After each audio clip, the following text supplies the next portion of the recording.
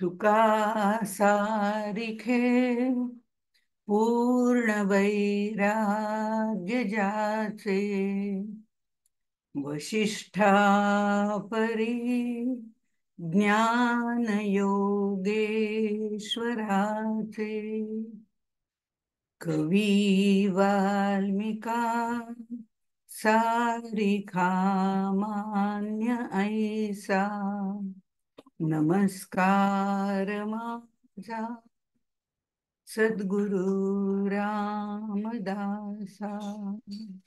जय जय रघुवीर समर्थ.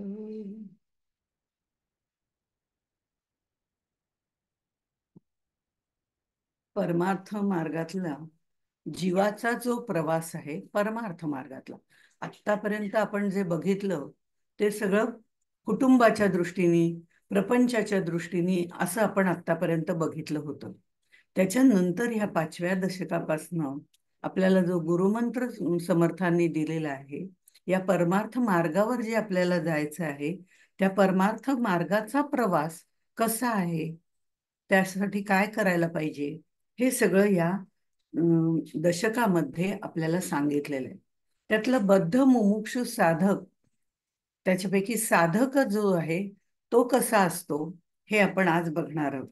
खरं म्हणजे मुमुक्षुत्वाचे 3 टप्पे, मंद, मध्यम आणि तीव्र, हे जेव्हा पूर्ण होतात तर तीव्रत्वाला येतो. ते मुमुक्षुत्व जे आहे ते अत्यंत तीव्र होतं की मला आता भगवंताच्या रस्त्यावरच जायचंय, याच मार्गाने जायचंय.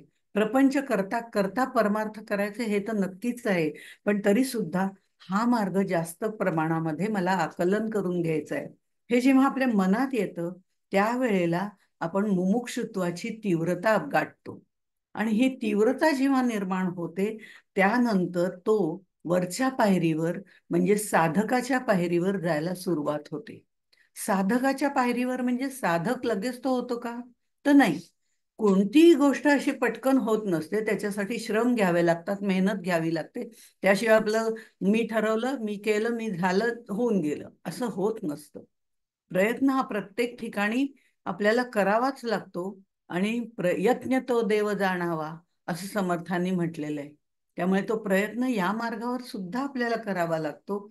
हे साधकाचे जे 3 टप्पे आहेत, त्या तीव्र मुमुक्षुत्व आल्यानंतर आपण जी वरची पायरी चढतो ती साधकाची पायरी जरी असली तरी सुद्धा ती मंद साधकत्व असतं. इच्छा प्रचंड आहे आणि आता आपण त्या पायरीवर पाऊल टाकलेलं आहे. बद्ध म्हणजे बांधलेला आहे, मुमुक्षु म्हणजे मोक्षाची इच्छा करणारा होता. ही इच्छा तीव्र व्हायला लागते आणि मग साधक म्हणजे हळूहळू साधना करायला जो सुरुवात करतो त्याला साधक असं म्हटलं जातं. त्यामुळे या परमार्थ मार्गावरचे हे प्रगतीचे टप्पे आहेत. बद्ध आपण आहोतच आधीपासून, ते मुमुक्षु होणं हा पुढचा टप्पा आहे. तर साधक होणं त्याही पुढचा टप्पा आहे. मग त्याच्यामधलं साधकत्व जेव्हा तीव्र होतं तेव्हा तो सिद्धत्वाच्या मंद ह्याच्यावरती पाऊल ठेवतो. असे टप्प्याटप्प्याने पायऱ्या चढण्याचे मार्ग आहेत, साधना प्रगल्भ करण्याचे मार्ग आहेत. आणि त्यामुळे बद्ध जीवामुळे जीवामध्ये देहबुद्धीमुळे कामना, वासना, आसक्तीचं प्राबल्य हे सगळं असतं आपण बघितलं. तर मुमुक्षु जीवामध्ये म्हणजे त्याच्या थोड्या पुढच्या पायरीवर येणारा, त्याच्यामध्ये मात्र परमार्थाची ओढ असते, सत्संगाची इच्छा असते, पण त्याबरोबर प्रपंचाची आसक्ती पण असते. त्याचे नेहमी 2 दगडावर पाय असतात असं मी म्हणतो. जेव्हा प्रपंचामधलं काहीतरी असतं ना तेव्हा तो त्याच्यामध्ये इतका बुडून जातो किंवा काय छान झालं, अमकं केलं, तमकं केलं वगैरे वेगवेगळ्या प्रकारे. पण कार्य असेल, पाकसिद्धी असेल, नाहीतर अगदी साधं की पूजा केली पण आजची पूजा अगदी मस्त झाली, सत्यनारायणाची पूजा केली, आज कसं सगळे प्रसादाला येऊन गेले, छान वाटलं, अशा पद्धतीची त्याची वृत्ती थोडी दोलायमान असते. तो थोडे इकडे थोडं तिकडे दोन्ही बाजूला असतो. पण त्याला जर योग्य मार्गदर्शन मिळालं तर त्याचं मुमुक्षुत्व तीव्र होतं आणि त्यानंतर तो साधक होऊ शकतो. आदिशंकराचार्यांनी असं म्हटलेलं आहे, मनुष्यत्वम मुमुक्षुत्वम महापुरुष संश्रया. हे मनुष्यत्व जे आहे ना ते खरं म्हणजे बद्धालाही मिळालेलं आहे. ते मुमुक्षूलाही मिळालेलं आहे, साधकाला आहे. कारण तो मनुष्य देहात आल्यामुळेच ह्या पुढच्या सगळ्या प्रगती आहेत. त्यामुळे मनुष्यत्व त्याला मिळालेलं आहेच आहे, तिघांनाही मिळालेलं आहे. पण बद्धामध्ये मुमुक्षुत्व नसतं. ते मुमुक्षुत्व निर्माण होण्याकरता त्याला संत संगती मिळावी लागते. त्याला तशी संगत मिळावी लागते जी परमार्थ मार्गाकडे वळलेली आहे. त्या महापुरुषांचा त्याला सत्संग मिळावा लागतो. तेव्हाच तो मुमुक्षू, साधक आणि सिद्ध होऊ शकतो. बरं, नुसतं संघ मिळून होतो का? तर तो मुमुक्षुत्वाचं मध्यम पर्यंत जाऊ शकतो. पण तीव्र मुमुक्षुत्व तेवढ्याच ह्यानी येत नाही. संत संघाने निश्चित येतं, पण लगेच येत नाही, त्याला वेळ लागतो. पण तरी सुद्धा तत्पूर्वी त्रिविध तापे पोळला तोची अधिकारी झाला, हे समर्थांनी ठासून सांगितलेलं आहे. त्याचं कारण या मुमुक्षुत्वावरती ज्या वेळेला संकट येतात तेव्हाच ते मुमुक्षुत्व तीव्र होतं. त्याचा जो अहंकार आहे तो अहंकार घालवण्यासाठी सद्गुरू म्हणा किंवा संत म्हणा, हे त्याच्यावर संकट आलेली बघतात. ती संकट त्याच्यावर कशी द्यायची ते ठरवतात. आणि आपल्याला असं वाटतं आपल्या पूर्व प्रारब्धानुसार आपल्यावरती ती संकट येतात. ती संकट आल्याशिवाय आपला अहंकार उतरत नाही. तोपर्यंत आपला अहंकार आपल्याला चिकटून असतो. अर्थात प्रत्येकाला त्याची वेळ यावीच लागते असा काही नियम नाहीये. पण ज्या वेळेला त्रिविध तापातून तापून सुलाखून तो निघतो, त्यावेळेला तो दुसऱ्यांची दुःख जाणू शकतो. तो दुसऱ्यांच्या भूमिकेतनं कल्पना करू शकतो. नाहीतर अहंकारी माणूस हे कधीही करू शकत नाही. त्यामुळे हे जे एकमेकांना जाणून घेण्याची प्रक्रिया जी आहे ती मुमुक्षुत्व तीव्र होण्याकरता, ते त्रिविध ताप या मुमुक्ष झालेल्या माणसाला, म्हणजे मध्य आणि मंद असलेला जो होता त्याच्यावरती हे त्रिविध ताप आल्यानंतर आपोआपच त्याचं मुमुक्षुत्व तीव्र होतं. आणि त्याला त्या क्षणी जर सत्संग लाभला, चांगला सहवास लागला, संत सज्जनांचा सहवास मिळाला, तर आपोआपच तो साधकत्वाकडे झुकतो. म्हणजे भगवंताची त्याला जिज्ञासा निर्माण होते. सत्संग लाभला तरच तो होऊ शकतो. आणि त्या सत्संग लाभल्यानंतर तो साधक होताना मंद आधी होतो. मग त्याला वाटतं की खरंच आहे, आता आपण ना या मार्गाकडेच वळलं पाहिजे. ही तीव्र इच्छा त्याला व्हायला लागते. आणि तो साधक जो आहे तो साधना करायला सुरुवात करतो. कसं असतं, आपण दुधाला विरजण लावलं, झालं, मी आता विरजण लावलं लगेच झालं तयार दूध, असं होत नसतं. दुधाचं दही होण्याकरता त्यावर काहीतरी प्रक्रिया व्हावी लागते. त्याप्रमाणे म्हणजे तीव्र असा जो मुमुक्षू आहे त्याच्यावर सुद्धा काहीतरी प्रक्रिया व्हावी लागते. त्याला संत संग मिळणं, त्याला आजूबाजूचा परिसर तसा मिळणं, देवळात जाण्याची इच्छा होणं, त्याप्रमाणे त्याला जाता येणं वगैरे, अशा ज्या काही इच्छा असतात त्या हळूहळू त्याच्या पूर्ण व्हायला लागतात. आणि मग तीव्र मुमुक्षूपासून तो तीव्र साधकापर्यंत जाऊ शकतो. आता ह्या तीव्र मुमुक्षुत्वानंतर त्यांनी वरची पायरी चढली, तो मंद साधक झाला. त्याला आपल्यातले दोष कळायला लागले, त्याला तत्वाची ओढ लागली, साधक होण्याच्या दिशेने त्याची वाटचाल सुरू व्हायला लागली.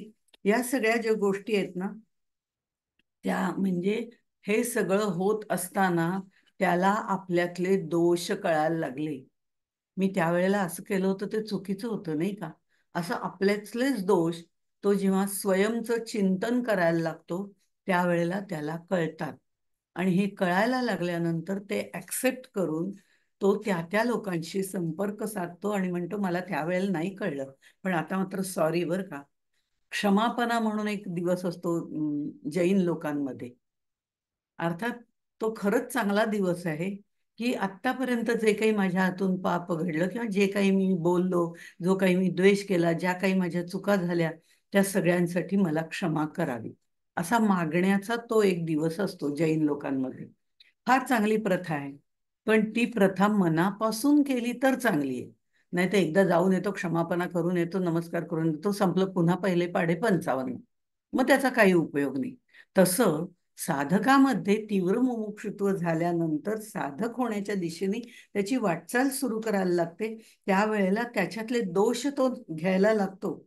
आम्ही मुमुक्षू असतो तोपर्यंत, मंद मुमुक्षू वगैरे किंवा बद्ध असतो तेव्हा तर काही विचारच करायचा नाही.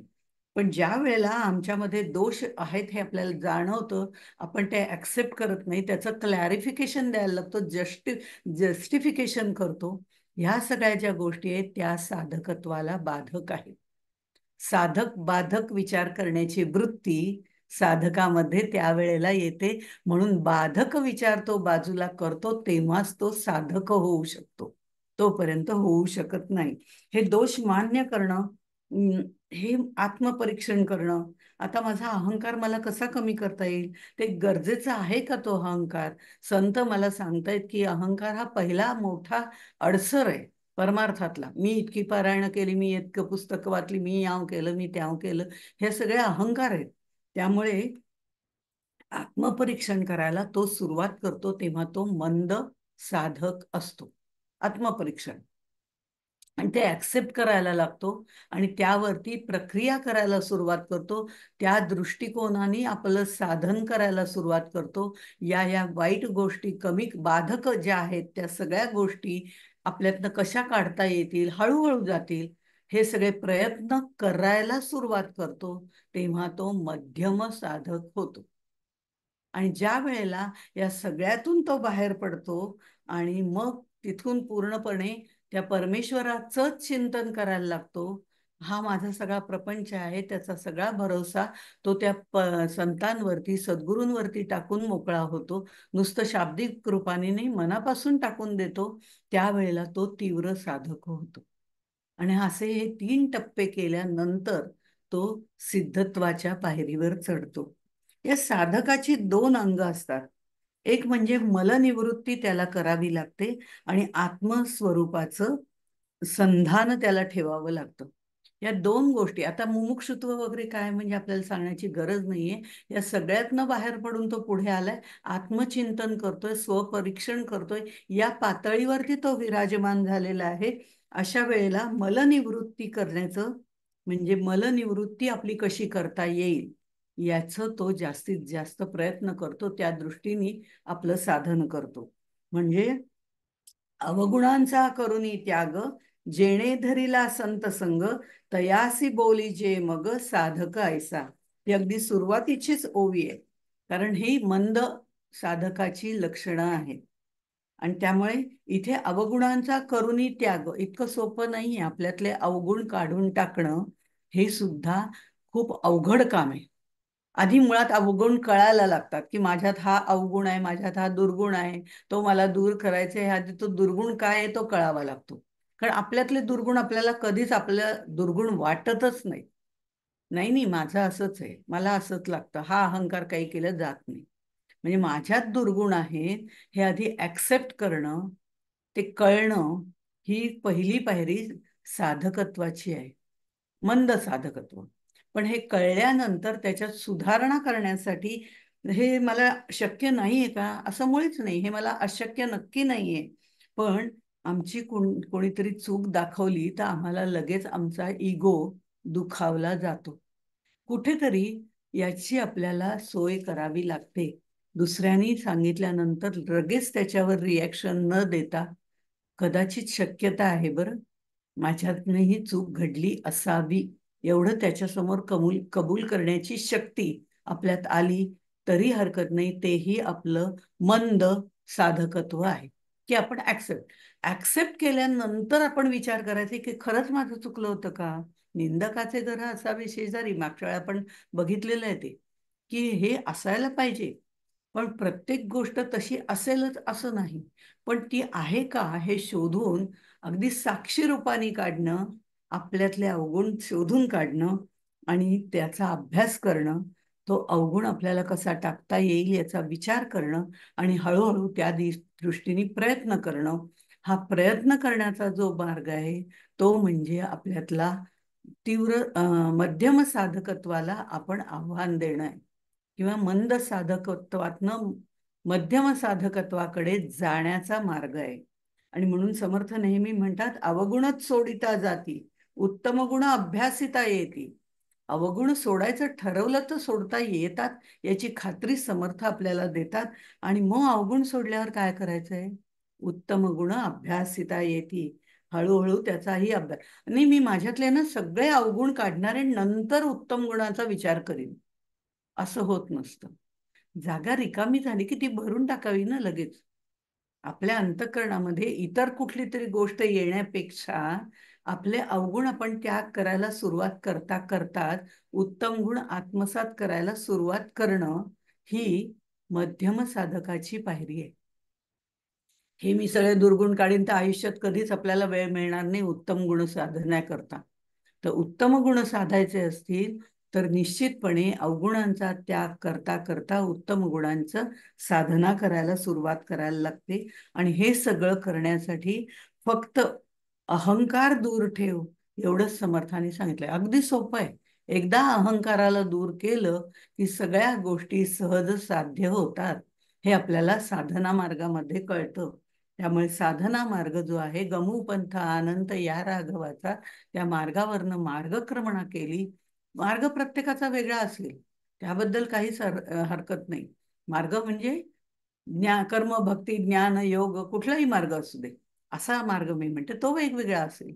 पण मुळात आपल्याला तिथपर्यंत जायचंय, अहंकार दूर करायचंय, त्याचा त्याग करायचाय, अवगुणांचा त्याग करायचाय. ही सगळी नुसता विचार करण्याची जी प्रक्रिया जी आहे, फक्त विचार करते मी, अजून माझ्यात काही बदल झालेलाच नाहीये. हा जो मी विचार करते, ती विचार करण्याची शक्ती आपल्यामध्ये निर्माण होणं म्हणजे मंद साधकत्व. आणि त्याच्यावर मी जेव्हा कार्य करायला सुरुवात करते, चिंतन करायला सुरुवात करते, नुसतं चिंतन करून उपयोगी नाही, एकतरी ओवी अनुभवावी, असं जे नामदेव महाराज म्हणतात, त्याप्रमाणे आपल्याला त्याच्यावर काम करावं लागतं. हे काम म्हणजे आत्मानात्म विवेकाचं चिंतन आणि त्याप्रमाणे आपोआप आचरण करणं. हे जे आचरण करणं जे आहे ना, ही सुरुवात जी होते ती मध्यम साधकाची आहे. मग विवेकाने आपल्याला वैराग्य प्राप्त होतं. आणि या अंतःकरणाचा जो मल असतो, अंतःकरणाचा मल म्हणजे आपल्यामध्ये वासना, कामना, या सगळ्या ज्या संसारिक प्रापंचिक गोष्टी आहेत, किंवा अहंकार किंवा मीपणा, या सगळ्या ज्या गोष्टी आहेत, या सगळ्याचा मल आपल्यामध्ये असतो. तो मल या सर्व साधनेच्या मार्गाने जाताना मध्यम साधकावस्था येते, त्या सुमारास हळूहळू अंतःकरणाचा मल नष्ट होतो. त्याला चित्ताची शुद्धी असं म्हणतात. त्यामुळे ते महत्वाचं आहे. आणि मग दुसरं जे आपण बघितलं, आत्मस्वरूपाचे संधान. संकल्प करायची सुरुवात होती. अंतःकरण हळूहळू जसजसं शुद्ध होतं आणि सद्गुणांची, उत्तम गुणांची आपण जोपासना करायला सुरुवात करतो, त्यावेळेला आपले विकल्प कमी होतात. संकल्प आणि विकल्प, त्यातले विकल्प कमी होतात. आणि आपल्याला असं वाटतं, ठीक आहे, होईल ना, बघूया, भगवंत आहे आपल्या पाठीमागे, तो करेल हे सगळं, एवढी खात्री आपल्याला निर्माण होते. आज आत्ताच मी जसं स्वातीला म्हटलं, की स्वाती म्हटलं आमच्याकडचे दिवे गेलेले आहेत.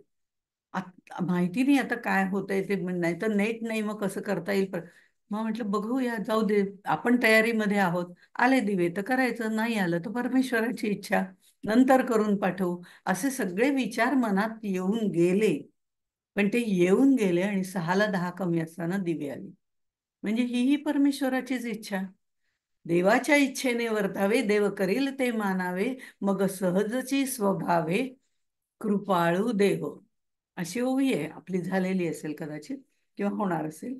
पण ही जी ओवी आहे, हे एकदा त्याच्यावर तुम्ही आपला भरोसा टाकून दिला, अर्थात त्याच्यावर भरोसा टाकताना आपले प्रयत्न पण 100% तिथे देणं तितकंच महत्वाचं आहे. आपण तयार आहोत, माझ्याकडनं तयारी आहे, मी पुढे 2 पावलं आले, आता तू 4 पावलं पुढे ये, एवढं मात्र आपण त्याला हक्काने सांगू शकतो. जर आपल्यामध्ये ह्या सन्मार्गावर चालण्यासाठी, बरं का, माझ्या मुलाला अमकं दे, माझ्या मुलीला तमकं दे, मग माझा संसार असा होऊ दे, यासाठी नाही. हे जिऱ्या मिऱ्याचं गोंदवलेकर महाराज म्हणतात, ते गिऱ्हाईक आहे, ते जिऱ्या मिऱ्याचं गिऱ्हाईक आहे. मी इथे चांगलं केशर कस्तुरीचं आत्मज्ञान द्यायला बसलोय. पण ही गिराईकं फार कमी असतात. कारण बद्धाची संख्या जर आपण बघितली तर अमाप असते. मुमुक्षुत्वाचा जर विचार केला तर बद्धापेक्षा मुमुक्षू कमी असतात. मुमुक्षुपेक्षा साधक आणखीन कमी असतात आणि सिद्ध होणारे विरळा असतात. ते संत सज्जन असतात. तिथपर्यंतचा हा सगळा प्रवास समर्थांनी आपल्याला याच्यात सांगितलेला आहे. म्हणजे परमार्थ हा नुसता वाचण्या बोलण्याचा पाठांतराचा विषय नाही. तो समजून कळून आकलन करून मग त्याचं आचरण करण्याचा हा विषय आहे. आपल्याकडे आचरणापेक्षा बाकीच्या गोष्टीला महत्त्व जास्त दिलं जातं. तसं न होता ते आचरणात आणणं म्हणजे व्यक्ती तयार होणं आहे. ती एकदा व्यक्ती तयार झाली की कुटुंब चांगलं होतं, कुटुंब चांगलं झालं की समाज चांगला होतो आणि त्या समाजाला एक नीतिमत्तेचं कुठेतरी अधिष्ठान मिळतं. आणि ते गरजेचं आहे. जर आपल्याला आजची संकट जी आहेत, जे सगळीकडे हिरवे हिरवे गार गालीचे वगैरे अशी आपल्याला पूर्वी कविता होती, पण आता हिरवे गालीचे वेगळे पसरत आहेत. ते कमी करण्याच्या दृष्टीने आपल्याला या मार्गाने जाऊन आपलं चित्त शुद्ध करून आचरणनिष्ठ होण्याकरता, नीतिमत्तेने वागण्याकरता ते जे बळ असतं ते सगळ्यात श्रेष्ठ बळ असतं. याचा अर्थ असा नव्हे, मन, मनगट आणि मेंदू या तिन्ही गोष्टी बळकट करण्याचं सामर्थ्य परमार्थामध्ये आहे, असं विवेकानंदांनी सांगितलंय. म्हणजे मन तर आपलं पक्क होतच, मन नंतर मनगट होणं हे अत्यंत आवश्यक आहे. दुर्बलाला कुठेही स्थान नाही. परमार्थातही नाही, कारण अनेक कष्ट करण्यासाठी शरीर हे साधन आहे आणि ते शरीर आपलं बळकट ठेवणं हे तितकंच महत्वाचं आहे. म्हणून मन, मनगट आणि मेंदू, मेंदू शाबूत राहण्याकरता आणि विवेकाने काम करण्याकरता या परमार्थ मार्गाची सुद्धा तेवढीच आवश्यकता आहे. बलाची आवश्यकता आहे. त्याचप्रमाणे बल आणि मनाचं बलत्व हे दोन्ही आवश्यक आहे. मन, मनगट आणि मेंदू या तीन गोष्टी ह्या परमार्थामध्ये आपल्याला कायम सांगितलेल्या आहेत. आजारीच असेल तर काय करणार हो? आपल्याला काहीच बोलता येणार नाही, काहीच करता येणार नाही. मग निदान आपलं आरोग्य यासाठी तेवढं जपणं आवश्यक आहे. हे मनाचं झाल्यानंतर मनगटाचं बळ आहे. ते करण्याकरता सामर्थ्य पण पाहिजे ना, ते निर्माण करण्याकरता. त्यामुळे भगवंताची प्राप्ती करून घ्यायची हा संकल्प त्याचा ठरलेला असतो साधकाचा. सत्य संकल्प, विकल्प तिथे येतच नाही. हा त्याचा सत्याचा संकल्प असतो. ह्या प्रयत्नामध्ये त्याला अनेक मोहाचे क्षण येतात. अगदी साधकत्वामध्ये सुद्धा मंद सोडून द्या, पण मध्यम साधकत्व प्राप्त केलं हे सगळं आता आपल्याला यायला लागलंय अशी कल्पना करायला तरी हरकत नाही. आणि ही आपल्याला आता हे सगळं जमायला लागले तरी सुद्धा भगवंत मोक्षापर्यंत आपल्याला नेत नाही, साधकत्वामध्ये नेत नाही. तीव्र साधकत्वाहून तीव्र सिद्धत्वापर्यंत आपल्याला जायचंय. तो प्रवास पुढचा आहे. पण इथे आपल्याला साधकावस्थेमध्ये साधकाला भगवंताची प्राप्ती करून घ्यायची, मोक्ष प्राप्त करून घ्यायचंय, हे अतिशय आवडतं आणि त्याच दिशेने तो पावलं उचलतो. त्याच दिशेने आपली साधना करतो. त्याच दिशेने आपले गुरुचरणाची पूजा करायला सुरुवात करतो आणि या गुरूंच्या मार्गावरनं जायला सुरुवात करतो. आणि मोक्ष मिळवायचा आहे ही त्याची इच्छा असते आणि ती इच्छा ही संकल्पाची इच्छा आहे. परब्रह्माची प्राप्ती ही संकल्पाची इच्छा आहे. म्हणून संकल्प त्याच्या मनामध्ये येतात, विकल्प येत नाहीत, कारण मलशुद्धी त्याची झालेली आहे. आता तो फक्त अनुसंधानात राहतो. म्हणजे उठता बसता खाता पिता त्याचं सगळी कामं चालू असतात. सगळे आनंद उपभोगत असतो जे जे या विश्वामध्ये भरलेले आहेत, कारण ते त्याचंच रूप आहे असं समजून तो ते आनंद उपभोगतो. पण त्या आनंदामध्ये त्याची आसक्ती नसते. हे आपल्याला लक्षात, फरक तेवढा आहे. मुमुक्षू सुद्धा आनंद घेतो पण त्याची आसक्ती असते. पण साधकाची तिथे आसक्ती नसते, पण सगळ्यांबरोबर सगळ्या गोष्टीचा तो आनंद व्यवस्थितपणे घेत असतो. पण तोच घेत असताना हा आनंद घेण्यासाठी, हे तुझं दुसरं रूप पाहण्यासाठी मी पुन्हा इथे आलेलो आहे. ते दुसरं रूप म्हणजे तू आहेस हे मला कळतंय. तो आनंद म्हणजे तू आहेस, तुझं नामरूपात्मक आनंद मला कळतोय. ह्या सगळ्या गोष्टी साधकाच्या तीव्र अवस्थेमध्ये त्याला कळायला लागतात आणि मोक्षाची त्याची इच्छा प्रबळ व्हायला लागते साधकामध्ये. म्हणजे मोक्ष म्हणजे तरी काय आहे? फार काही मोक्षाची अवघड व्याख्या करण्याचं कारणच नाही. समर्थ असं म्हणतात की मोक्षाची व्याख्या करायची, मोक्ष हे दोन अक्षरं आहेत आणि ही अक्षर ब्रह्माकडे नेणारी अक्षरं आहेत, हे तर आहेच आहे. पण तरी सुद्धा म्हणजे मोहाचे क्षण. म्हणजे मोहाचे क्षण.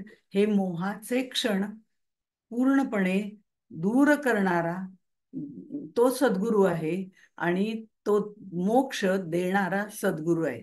म्हणजे मोक्ष म्हणजे मोहाचे क्षण दूर करणं हे काम आहे.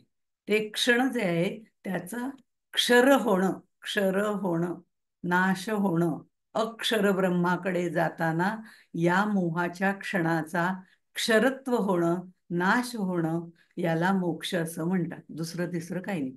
मोह दूर होणे म्हणजे मोक्ष. मोह दूर होण्याचा मोक्ष याची जन्मी याची ठाई आपल्याला मिळू शकतो. याची जन्मी याची देही मिळू शकतो जर आपण मोह दूर सारला तर. जे जे काही आपल्या समोर येईल ते ते ऍक्सेप्ट करणं हा सुद्धा मोह दूर करण्याचा एक मार्ग आहे. मग चांगले क्षण येऊत, वाईट क्षण येऊत, ते ऍक्सेप्ट करणं, मनातल्या मनात ऍक्सेप्ट करणं आणि पुढे आपल्यामध्ये काय सुधारणा करायची ती आपली आपण ठरवणं, यालाच मोक्ष असं म्हणतात. दुसरं तिसरं काही नाही. हे आपलं मोक्ष, आपलं मोक्षत्व. साधू संत याला मोक्ष म्हणत नाहीत, कारण ते याच्या परे सिद्धत्वापर्यंत गेलेले आहेत. त्यामुळे मोक्षाची व्याख्या प्रत्येक उपासनाच्या वेळेला किंवा प्रत्येक साधना मार्गामध्ये प्रत्येक टप्प्यावर वेगवेगळी केली जाते. जिथे आपण मुमुक्षुत्व येतं तिथे म्हणतो की आपल्याला मुमुक्षुत्व आलंय, परमेश्वराची इच्छा निर्माण झालेली आहे. मग ही इच्छा निर्माण झाली म्हणजे आपण मोक्षाकडे चाललोय. हाही मोक्षच आहे मुमुक्षुत्वाच्या दृष्टीने. मोक्षाकडे वाटचाल करणं हे सुद्धा त्याच्या दृष्टीने महत्वाचं आहे ना, कारण त्याचा अहंकार कमी व्हायला लागलाय. साधकाकडे आल्यावरती आत्ता सांगितलेली व्याख्या आहे, तर सिद्धत्वाकडे गेल्यावर आणखीन पुढची व्याख्या आहे, नाही का? त्यामुळे ह्या साधना क्रमावर या व्याख्या बदलत जातात. म्हणजे याचा अर्थ पहिल्या व्याख्या चुकीच्या आहेत, दुसऱ्या व्याख्या योग्य आहेत असं नाही. एकदा का उन्मनी अवस्था प्राप्त झाली की मोक्षाची व्याख्या बदलत नाही. ती अंतिम सत्याची व्याख्या आहे. अशा तऱ्हेने ते ह्या गोष्टी येत असतात. आणि मग सगळी संसाराची बंधनं मिथ्या आहेत असं जाणून जो साधक झाला तो तीव्र साधक होतो. हे सर्व मिथ्या आहे, मला माहिती आहे. हा संसार प्रपंच, मुलं बाळ, एक ना एक दिवस हे सगळं सोडून आपल्याला जायचंय. ही मनाची तयारी करणं आणि त्या आसक्तीतनं दूर होणं, नाही तर मग शेवटी फार ओढाताण होते. इकडे प्रपंच ओढत असतो, तिकडे यमदेव ओढत असतो.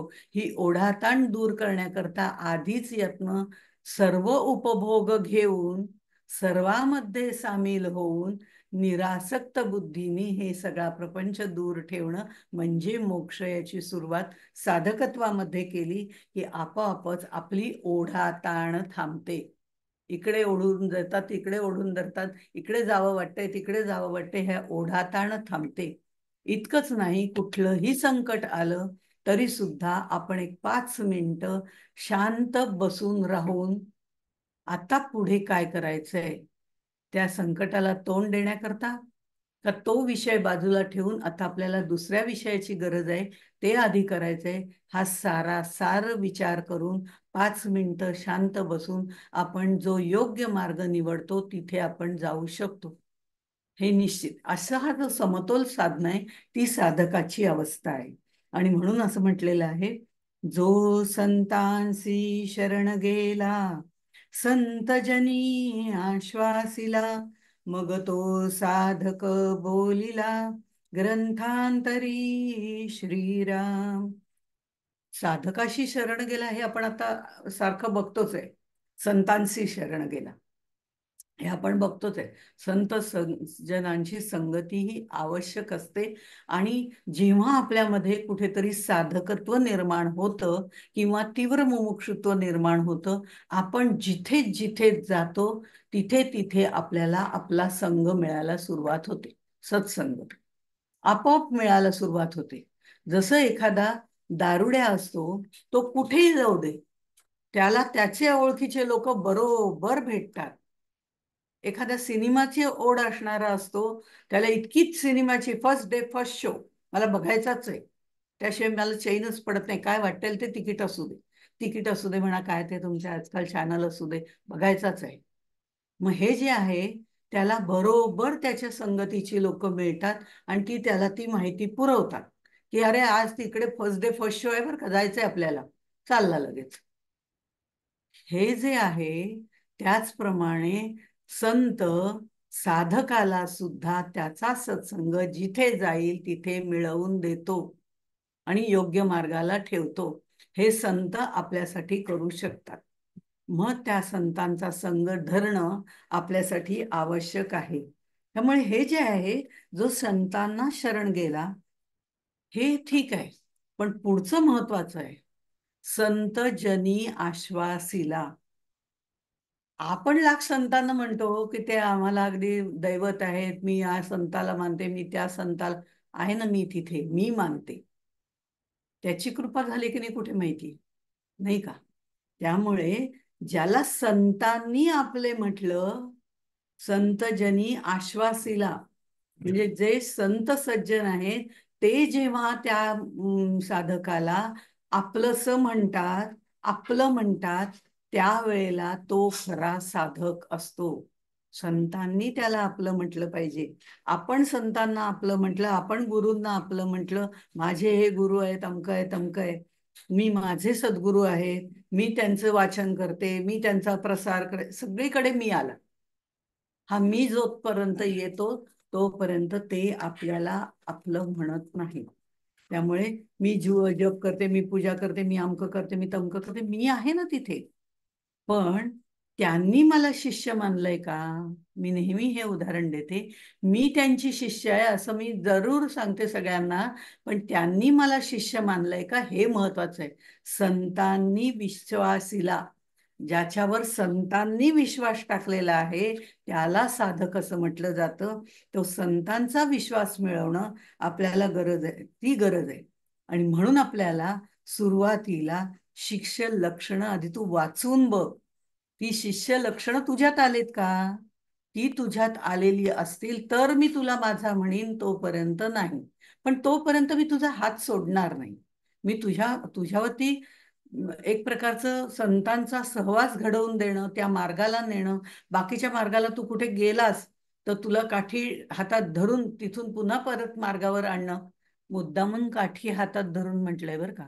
आपल्याला काही संतांची काठी आपल्याला लागत नाही अजून, ती लागली तर परमभाग्य आहे, पण ती लागत नाही, ती विवेकानंदांना लागली होती. कारण विवेकानंदांच्या मनामध्ये हा विचार आलेला आहे त्यांच्या चरित्रामध्ये.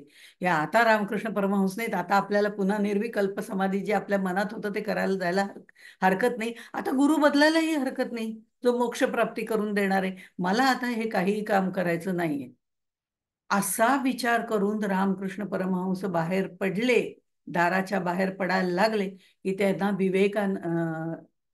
ठाकूर म्हणजे रामकृष्ण परमहंस हातात काठी घेऊन त्या दाराच्या पुढे काठी ठोकत उभं राहायचे. कुठे चाललास? नाही जात म्हणला कुठे, तुमचंच काम करतो, परत आत यायचे आणि त्या कामाला ते जायचे. असे काठी ठोकून असणारे सुद्धा संत आहेत, पण तेवढी पुण्याई लागते. ती पुण्याई आपल्याला तीव्र साधकत्वामध्ये होते किंवा सिद्धत्वामध्ये होते, तोपर्यंत होत नाही. पण आपण बघूया, आता मी मगाशी म्हटलं त्याप्रमाणे की हा गुरु मंत्र, मंत्राचा दशक काय आहे, तर या वाटचालीवर कसं चालायचं हे दाखवणार आहे. मी फक्त वाचून दाखवते, याच्यामध्ये सगळी ही समासाची नावं आलेली आहेत.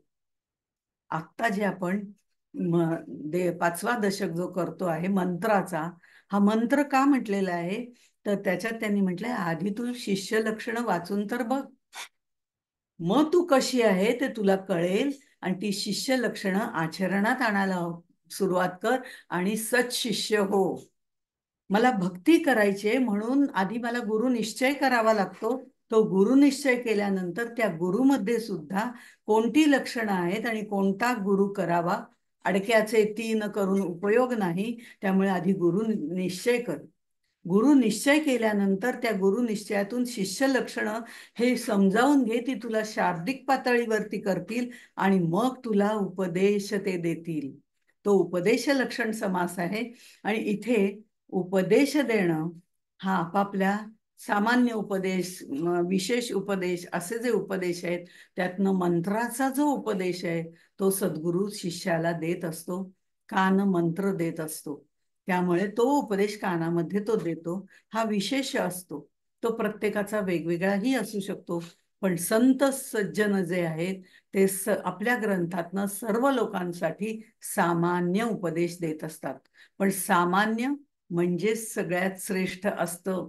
हे आपण विशेष हे सीमित असतं, तर सामान्य हे व्यापक असतं. बरोबर व्यवहारातल्या उलटी इथे व्याख्या आहे.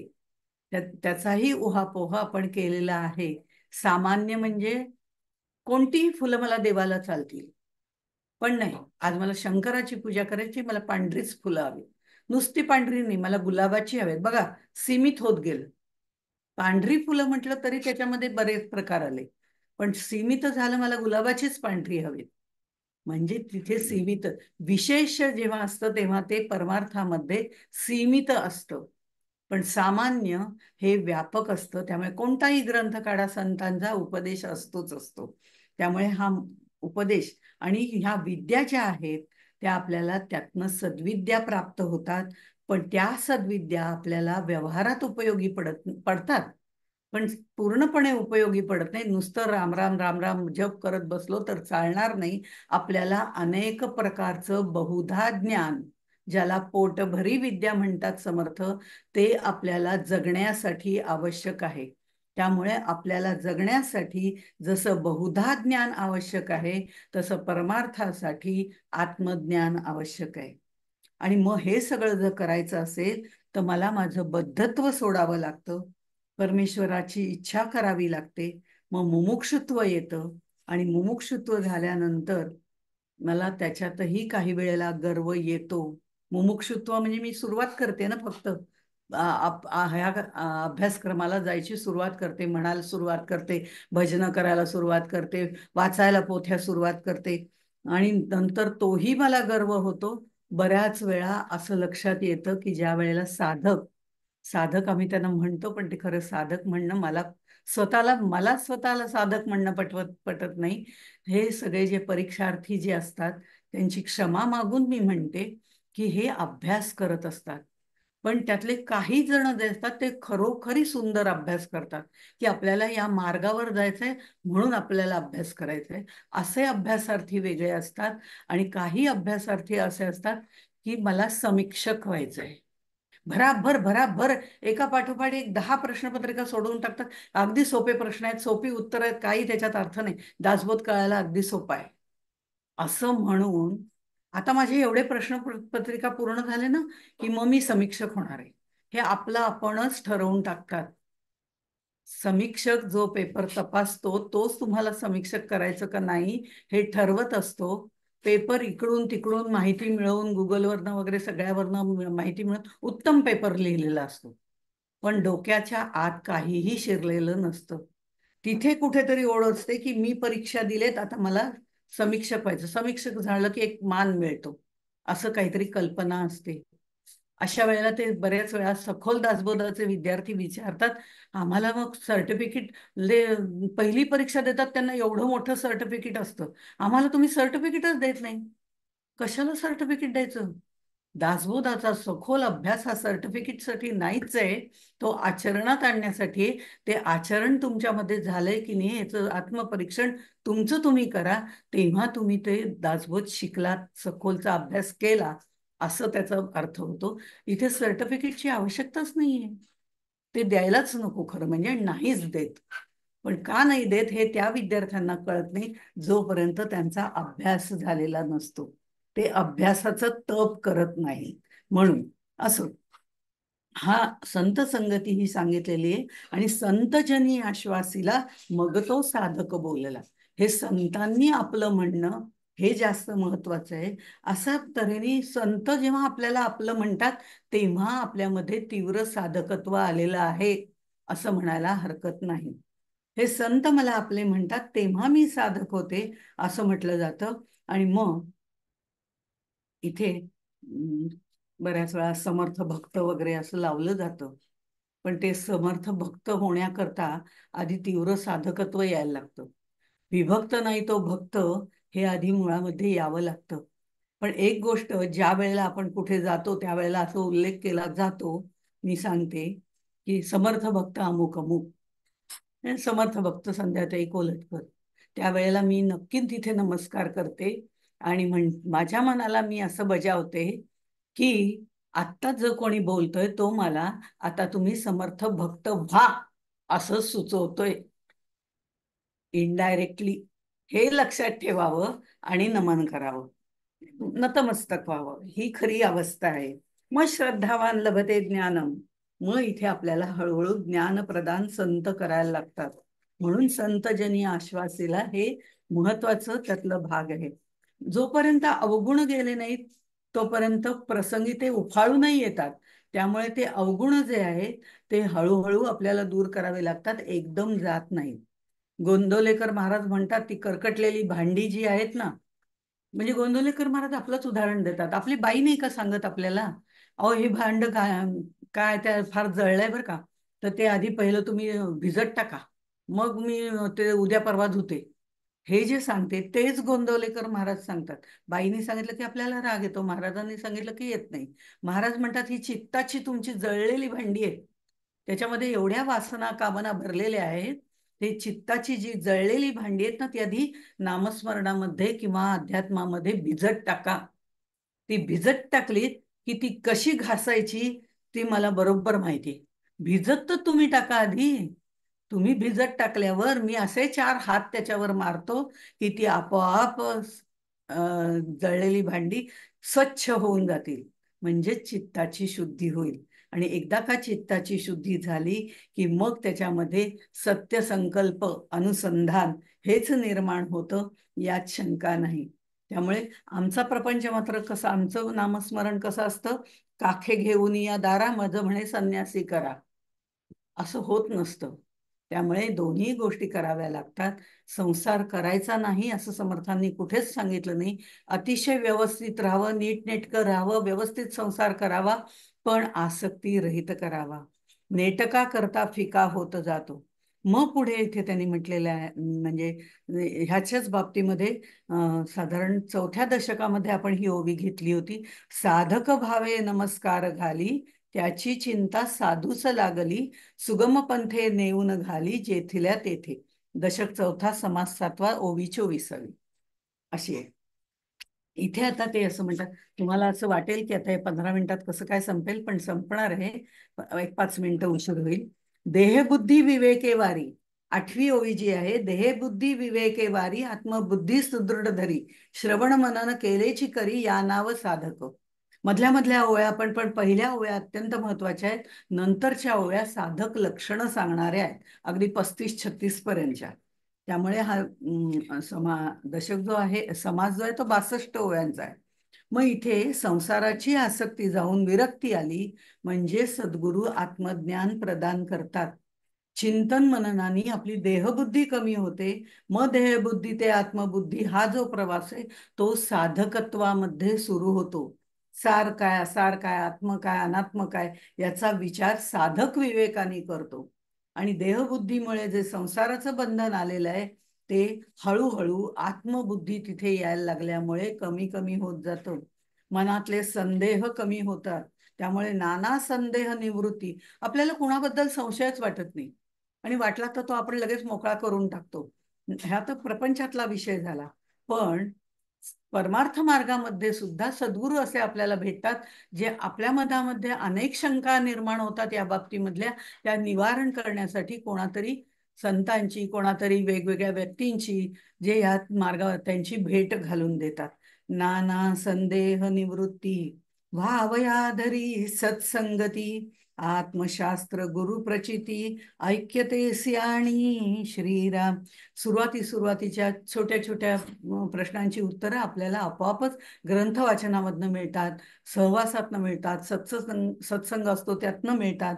पण नंतरचं जे आत्मशास्त्र गुरु प्रचिती, ह्या तीन गोष्टी जेव्हा तो शास्त्र प्रचिती, आत्मप्रचिती, गुरुप्रचिती, हे सगळं जो एकत्रितपणे अनुभव घ्यायला लागतो त्याला तीव्र साधक असं म्हणतात. तोपर्यंत ती येत नाही. या तिन्हीच शास्त्राधाराचा अभ्यास त्याचा झालेला असतो, गुरुजी सांगतो ती प्रचिती त्याला हळूहळू यायला लागलेली असते. अर्थात ती व्यावहारिक दृष्टिकोनातनं, पारमार्थिक दृष्टिकोनातनं येते आणि नंतर तो आपोआप चांद्रशाखा न्यायाप्रमाणे तीव्र साधकाच्या मधून सिद्धापर्यंत जेव्हा तो जातो तेव्हा ते दर्शन द्यायचं काम सद्गुरू करतात. घ्यायचं काम ह्यालाच करावं लागतं.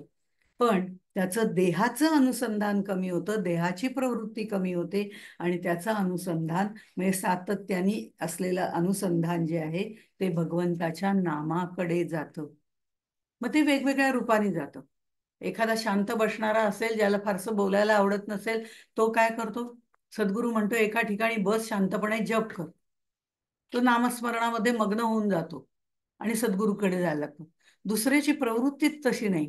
ती प्रवृत्ती अशी आहे की त्याला सारखी बडबडच करायला लागते. आवडतं बडबड करायला, ह्याच्याशी बडबड कर, त्याच्याशी बडबड कर.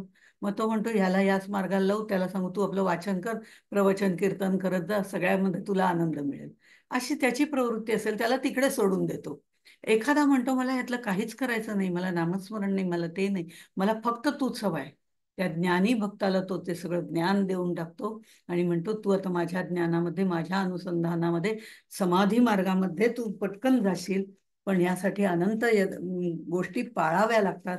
त्या पाळणं तुला महत्वाचे आहे आणि ते पाळताना मग तो योग मार्गामध्ये सुद्धा जातो. कोणाला काही सांगायला जात नाही, कोणाला काही बोलायला जात नाही, काही आपलं तो योग मार्गामध्ये स्थित होतो. कोणी कोणत्या मार्गाने पण अनुसंधानामध्ये स्थित राहतात. म्हणून समर्थ 21व्या ओळीमध्ये म्हणतात, 21 आणि 22, स्वानुभवाची योगे वस्तू साधी लागवेगे, तेची वस्तू होय अंगे, या नाव साधक श्रीराम. इथे स्वानुभव घ्यायला सुरुवात झालेली आहे. हा तीव्र साधक आहे. अनुभवाची अंगे जाणे, योगियांची खुणे बाणे, काहीच न होन असणे, या नाव साधक श्रीराम. काहीच न होन असणे महत्वाचं एक हे.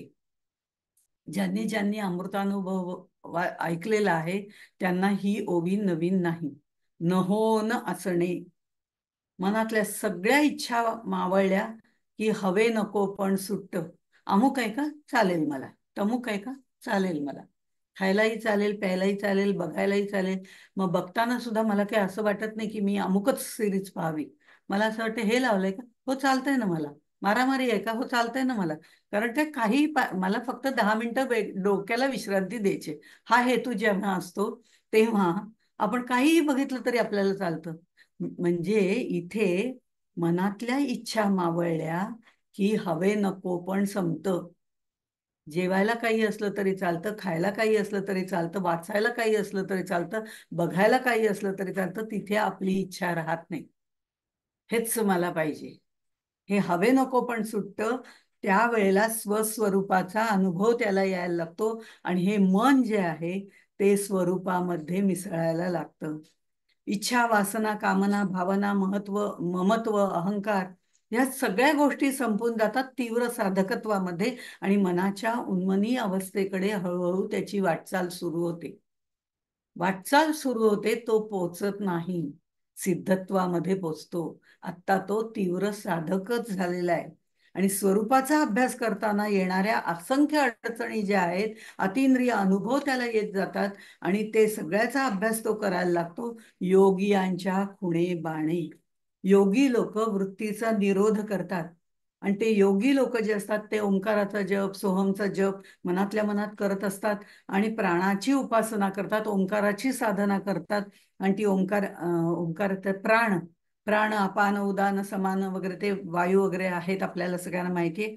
छांदोग्यामध्ये त्याचा अर्थ खूप सुंदर सांगितलेला आहे. अन चा अर्थ आहे प्राण. आणि ह्याच्यामध्ये जर आपण बघितलं, सम अधिक अन समान, व्य अधिक अन व्यान, उद अधिक अन उदान, समान, उदान, व्यान हे सगळे पंचप्राण आहेत. हे पंचप्राण एकत्र आणून ज्या वेळेला ती साधना केली जाते, त्यावेळेला आपल्या हृदयाकाशापर्यंत, म्हणजे मूलाधार तत्वापासनं, ते पूर्ण सांगत नाही कारण आता तो आपला विषय नाही, पण ही जी प्रक्रिया आहे हठयोगाची म्हणा किंवा योगाची, अनुसंधानाची, योगाची जी आहे, की मूलाधार चक्रापासनं त्या पूर्ण मज्जारज्जूमधनं, ज्याला सुषुप्नी नाडी म्हणतात, नाडी वगैरे अशी वेगळी कुठली नाही, पण ती जी मधला पोकळ मार्ग आहे, त्या मार्गातनं मूलाधार चक्रापासनं मग पुढे हृदयाकाशापर्यंत, मग पुढे मूर्धनीपर्यंत, हे जे सगळं जे वरती वरती प्राण ढकलत नेऊन इथे स्थिर करायचे ब्रह्मरंध्रामध्ये वगैरे, अशी जी सगळी ध्यानाची प्रक्रिया आहे, ती स्वानुभव, ते जे सांगितलंय योगियांची खुणे बाणे. आत्ता आपण म्हणतोय ते कसं आहे, की कर्मयोग आहे, भक्तियोग आहे, ज्ञानयोग आहे, आणि हा जो पुढचा आहे तो योग मार्ग आहे. हा जो आहे तो अवघड मार्ग आहे. त्यामध्ये तर्क वितर्क करणारी बुद्धी तिथे शिल्लक राहत नाही. अशा तऱ्हेने सगळं वर्णन केलेलं आहे. म्हणजे पहिल्या जर आपण 31 ओव्यांपर्यंत जर बघितलं, तर आपल्या लक्षात येईल की त्याच्यामध्ये या सगळ्या गोष्टी सांगितलेल्या आहेत, आणि त्या सांगताना मंद, मध्यम आणि तीव्र असे साधकाची तत्व, त्या साधक कसा असतो ते सांगितलेलं आहे. मग त्याला येणारी प्रचिती वगैरे सांगितलेली आहे. आणि मग हे सगळं करत असताना काय घटना घडते, तीव्रत्वापर्यंत यायच्या सुमारास काय घडतं, आत्मज्ञान जीर्ण चर्जर, 11वी ओवी. करी त्याचा जीर्णोद्धार, विवेके पावे पैल पार, या नाव साधक श्रीराम. हळूहळू आत्मज्ञान प्राप्त व्हायला लागतं, शास्त्राभ्यासाची तयारी व्हायला लागते, सर्वम खलु इदम ब्रह्म याचा अनुभूती यायला लागते. सद्गुरू त्याला उपदेश करतो, तत्वमसी, तो तूच आहेस, हेही त्याला समजतं. आणि अहम ब्रह्मास्मी पर्यंत तो जातो, तुर्या अवस्थेपर्यंत तो जातो. पण तरी सुद्धा त्याचा अहम आणि अस्मी शिल्लक असतो. त्यामुळे तो तीव्र साधकत्वापर्यंत जातो.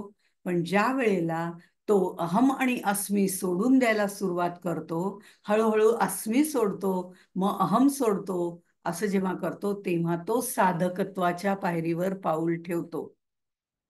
हे तिथपर्यंत एक एक गोष्ट हळूहळू सोडायला सुरुवात करतो. हे जे आहे ते आत्मज्ञान जीर्ण जिर्जर, म्हणजे आत्मज्ञानाला आम्ही जीर्ण जीर्ण वगैरे म्हणतो, पण जेव्हा बद्ध होतो तेव्हा मी म्हणत होतो काय त्याच्यात सांगितलंय, काही सांगितलंय, सगळं ते पुराणातली वांगी पुराणात, त्याचा काही उपयोग नाही, नुसतं देवदेव करून काय होणार आहे. हे सगळं जे जीर्ण जीर्ण झालेलं होतं आत्मज्ञान, मुमुक्षुत्वामध्ये ते काहीतरी त्याच्यावर फुंकर मारून दूर काढावं का, हा विचार करत होतो. आता तीव्र साधकत्वामध्ये ते सगळं अवगुंठन झालेलं जे आहे, जे पूर्ण झाकलेलं आहे, जीर्ण झालेलं आमच्यातलंच आत्मतत्व आम्ही जागृत करायला सुरुवात करतो. मुमुक्षुत्वामध्ये त्याची जाणीव झाली होती, पण आता मात्र हे पूर्णपणे त्यातनं बाहेर काढण्याची प्रक्रिया सुरू झाली. जे दुर्मिळ वाटत होतं, दुर्लभ वाटत होतं, ते सत्संगाने सुलभ व्हायला लागलं. आणि आता त्या प्राप्ताची प्राप्ती व्हावी ही इच्छा तीव्र व्हायला लागते. त्यावेळेला त्याचा जीर्णोद्धार केला जातो. ही जीर्णोद्धाराची जी प्रक्रिया आहे ती तीव्र साधकामध्ये सुरू होते, तोपर्यंत नाही. आम्ही अजूनही बद्ध आहोत. केवळ मुमुक्षु म्हणता येईल, मंद मंद मुमुक्षुत्व आहे.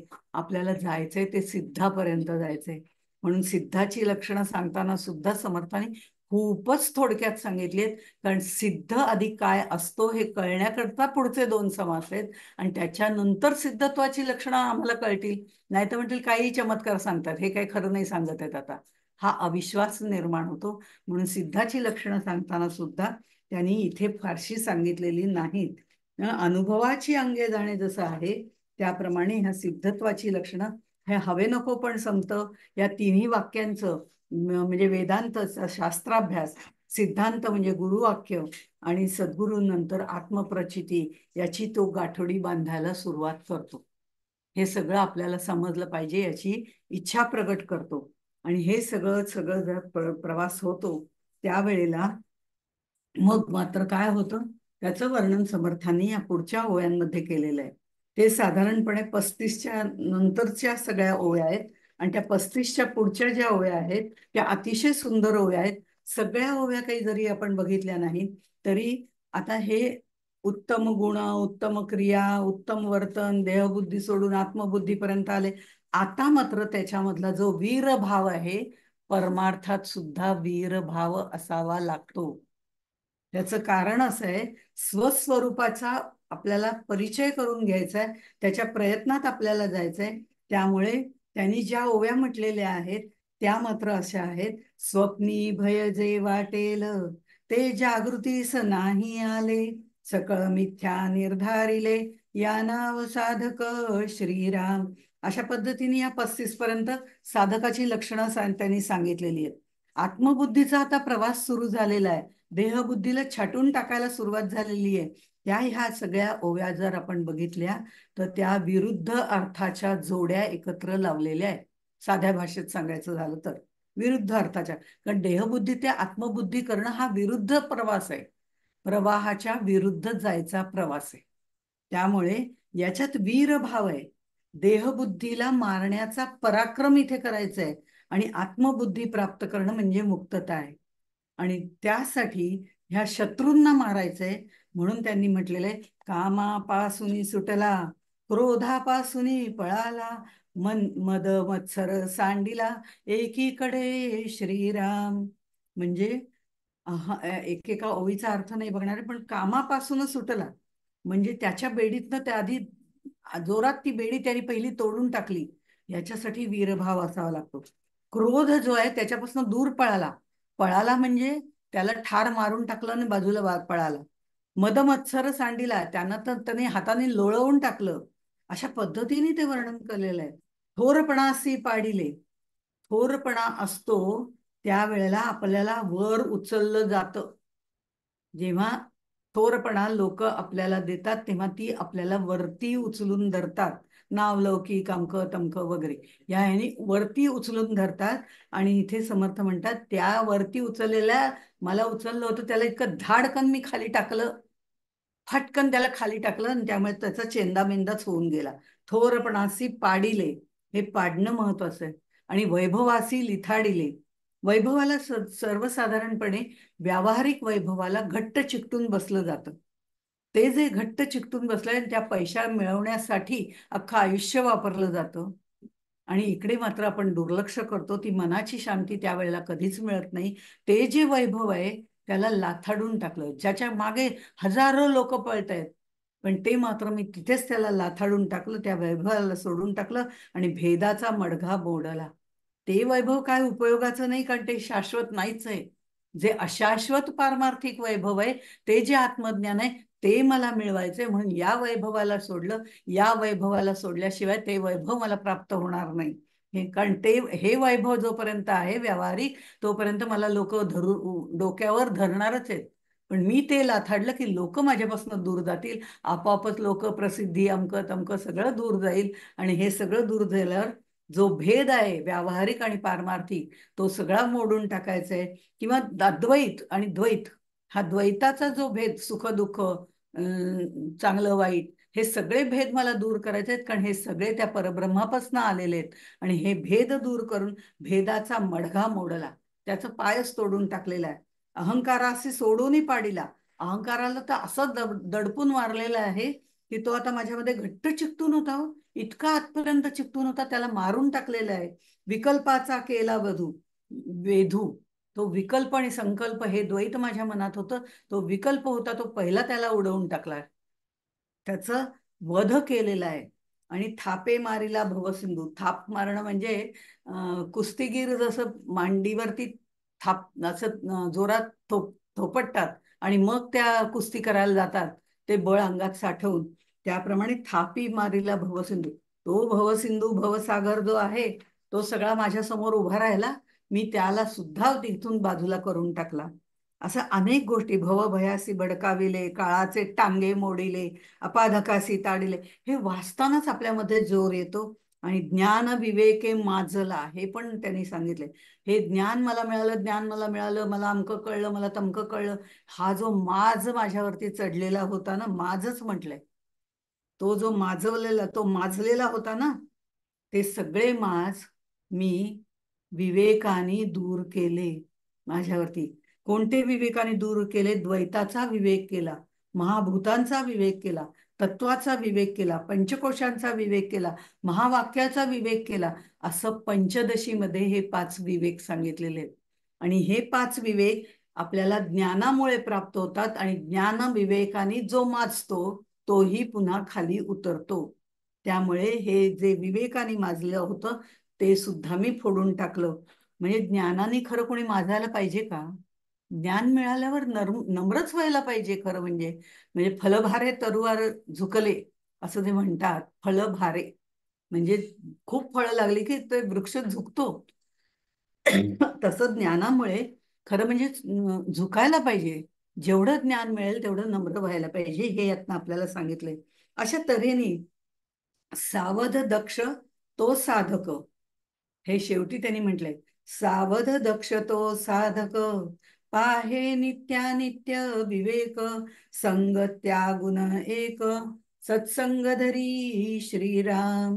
सावध, तो सावध कशाला असायला पाहिजे? अलर्ट असायला पाहिजे. साधकाला सुद्धा सावध असावं लागतं. त्याचं कारण असं आहे, हे षड्रिपू आपल्यावर कधी घाला घालतील हे सांगता येत नाही. म्हणून आपल्याला सावध असावं लागतं, दक्ष असावं लागतं. कायम सावधान आणि दक्ष असे 2 शब्द आपल्याला मराठीमध्ये पूर्वीच्या काळी जेव्हा पीटीचा असायचा तेव्हा ते वापरायचे. आता वेगळे शब्द वापरतात. पण दक्ष राहणं, हा दक्ष राहणं म्हणजे सावधाच्याही पुढची अवस्था आहे. कायम दक्ष राहावं, उत्तिष्ठ जाग्रत जे म्हटलं जातं, ते दक्ष का राहायचंय? कारण सद्गुरू केव्हा आम्हाला बोध करतील सांगताच येत नाही. तो क्षण टिपण्याकरता दक्ष असावं लागतं. आणि सावधही असावं लागतं, दक्षही असावं लागतं, आणि यत्नही करावे लागतात. ते इथे आता म्हटलं हाय वाक्यचे, सावध दक्ष तोच साधक, असं जरी म्हटलं असलं तरी याच्याबरोबर यत्न. कारण प्रयत्न सातत्याने करावे लागतात. ते प्रयत्न करताना षड्रिपूंचा घालू नये, होऊ नये म्हणून सावध राहावं लागतं. आणि सद्गुरू केव्हा उपदेश करतील याच्यासाठी दक्ष राहावं लागतं. अशा तऱ्हेने ह्या सगळ्या गोष्टी आपल्याला कराव्या लागतात. आणि त्यामुळे ह्या सगळ्या बंधनातनं सुटून जायचंय. आणि त्याच्यासाठी ही तीव्र साधना आपल्याला करावी लागते. ती तीव्र साधना होणं महत्वाचं आहे. आणि ही साधना आपली आपल्यालाच करावी लागते, दुसरं कोणीही करू शकत नाही. आणि म्हणून त्यांनी, समर्थांनी असंही म्हटलेलं आहे, जेणे विरक्तीस न यावे, तो साधक ऐसे जाणावे, तेणे साधन करावे, थोरी व सांडुनी श्रीराम. आधी विरक्तीला, जेणे विरक्तीस यावे, तो साधक ऐसे जाणावे. विरक्त रूपाने, हवे नको पण संपलं की विरक्ती येते. पण हे सगळं करताना, या सगळ्या गोष्टी करताना, संदेह वगैरे गेल्यानंतर सुद्धा आपली थोरी व सांडून त्याला साधन करावंच लागतं. आणि ते साधन त्याला आपलं आपणच करावं लागतं. आपलं आपण करावं लागतं म्हणजे काय? सद्गुरू आहे, सत्संग आहे, हे सगळं आहे, पण करायचं माझं मलाच आहे ना. दुसऱ्या कोणी करून चालत नाही. गोंदवलेकर महाराज फार सुंदर गोष्ट सांगतात. ती गोष्ट ऐकून आपण थांबू, म्हणजे आपल्यालाही जरा छान वाटेल. खूपच साधकत्व म्हणजे वरच्या लेवलला गेल्यानंतर फार अवघड वाटतं, पण तरी तेही आपल्याला असाध्य नाही. असाध्य ते करता सायास, सायास केले की आपोआपच साध्य होतं. तसं गोंदवलेकर महाराजांनी गोष्ट सांगितली. एक मोठा राजा होता. राजा म्हटल्यावर सगळंच त्याच्या हातामध्ये ना हो. देवाच्या खाली राजा असं म्हटलं जातं. त्यामुळे राजा असल्यामुळे सगळंच त्याच्या मनाप्रमाणे होतं. त्याचं राणीवर अत्यंत प्रेम होतं. आवडती नावडती वगैरे काही नाही बरं का. त्याचं राणीवर अतिशय प्रेम होतं. आणि तिला एकदा दिवस राहिले, कडक डोहाळे, काय विचारू नका. मग तिचे सगळेजण हातापाया पडून काय हवंय, हे हवंय, दुसरं हवंय, ते सगळी तिची सगळी इच्छा पुरवली जात होती. राजाचीच पत्नी, पुन्हा लाडकी पत्नी, त्याच्यात डोहाळे राहिलेले, म्हणजे केवढं वैभव आहे बघा.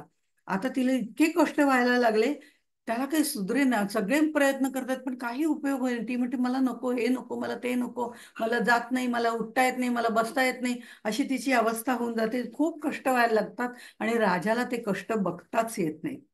तो एक डॉक्टरांची सभाच बोलवतो आणि ती सभा बोलावल्या, माझ्या शब्दात सांगते ही गोष्ट, गोंदवलेकर महाराजांच्या प्रवचनात आहे. तर त्यामुळे डॉक्टरांची सभा बोलवतो. आता ह्याच्यावर काय उपाय करता येईल हो? मला खरंच इथं हे सगळं बघवत नाहीये. एक काही बायका आणा ना, काय लागतील ते पैसे मी देईन. हिचे सगळे कष्ट आहेत ना ते त्यांनी घ्यावे. हिचे जे काही आत्ता कष्ट होत आहेत तिला, तिला जो काही त्रास होतोय, काय लागतील ते पैसे मी त्यांना देईन. त्यांनी ते तिचं सगळं घ्यावं अशी माझी इच्छा आहे. नाहीतर तुम्ही तरी अशी उपाययोजना करा की हिला काही कष्ट होणार नाही. त्यावेळेला एवढे पेन किलर वगैरे नव्हते, ते सोडून द्या. आपल्याला अध्यात्माच्या दृष्टिकोनातनं बघायचंय. तर त्यावेळेला हे सगळं तो म्हणतो. त्यावेळेला डॉक्टर म्हणतात, नाही हो, मातृत्व इतकं सोपं नाहीये. हे सगळे कष्ट त्यांचे त्यांनाच भोगावे लागणार. तसं आत्मज्ञान इतकं सोपं नाहीये. त्या साधनांचे कष्ट आपल्यालाच करावे लागणार आहेत. गुरु कितीही मोठा असू दे, पण साधनांचे कष्ट तो घेत नाही, मार्ग दाखवतो. चांद्रशाखा न्यायाप्रमाणे तो मार्ग दाखवतो. पण साधनाचे कष्ट आपल्यालाच घ्यावे लागतात. आपलं मन आपल्यालाच आवरावं लागतं. ही जशी पहिली स्टेज आहे, तो आवरत नाही, तो सांगतो कसं आवरायचं. पण सांगितलं तरी मन माझं आहे ना अत्यंत चपळ. अचपळ मन माझे नावरे आवरिता. अशा पद्धतीने माझं मन मलाच आवरावं लागतं. माझी साधना मलाच करावी लागते. त्याप्रमाणे गुरु कितीही मोठा असला, गुरु मोठा आहेच, प्रश्नच नाही. पण तो आपल्याला मार्ग दाखवतो चांद्रशाखा न्यायाप्रमाणे. आपल्याला बद्धातून मुमुक्षु व्हायचंय, मुमुक्षूतून तीव्र साधक व्हायचंय. आणि तीव्र साधक झाल्यावर जे कष्ट भोगावे लागतात, ते कष्टही आपल्याला साधन करताना करायचेच आहेत. पूर्णपणे त्या परमेश्वराला स्वाधीन करायचे, आत्मनिवेदन करायला सुरुवात करायचे. तेव्हा आम्ही सिद्धत्वापर्यंत जाऊ. तिथले कष्ट तर आणखीनच वेगळे आहेत. ते सुद्धा मंद तीव्र पर्यंत जायचंय सिद्ध व्हायला. पण ते जायचं असलं तरी हे सगळे कष्ट आपल्यालाच करायचे. हे लक्षात घेऊन तीव्र साधकानंतरचा जो सिद्धाचा प्रवास आहे, तो आपण पुढच्या वेळेला, आता आपल्याला मन, मनगट, मेंदू, आपलं शरीर हे साधन, हे सगळं घेऊन आपल्याला पुढे तिथे उडी मारायची आहे, ती म्हणजे सिद्धत्वापर्यंत. ते सिद्धत्व सुद्धा पहिल्यांदा मंदच असतं, मग मध्यम आणि मग तीव्र होतं. त्यावेळेला आपला हा प्रवास पूर्ण होतो. प्रवास पूर्ण झाला तरी पुढे काय करावं लागतं हेही समर्थ आपल्याला सांगतात. नाहीतर एवढा प्रवास करून पुन्हा आम्ही आपले मुळाशी परत तळागाळात येऊन राहतो. त्याला अहंकार म्हणतात. तो प्रत्येक ठिकाणी आपल्याला अडवत असतो. हे आपण लक्षात ठेवायचंय आणि इथेच थांबायचंय.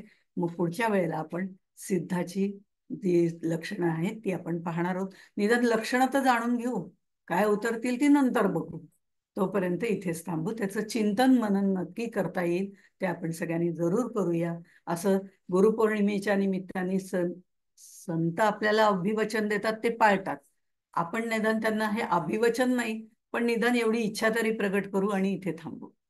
जय जय रघुवीर समर्थ.